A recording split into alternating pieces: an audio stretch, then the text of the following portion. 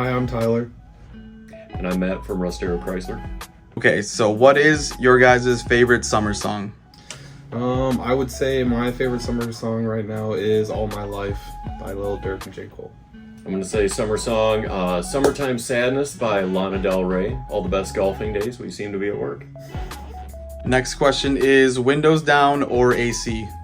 I'm gonna say taking my top and doors off on the Gladiator. Absolutely the same on the 392 Rubicon. And then what is your favorite summer memory so far?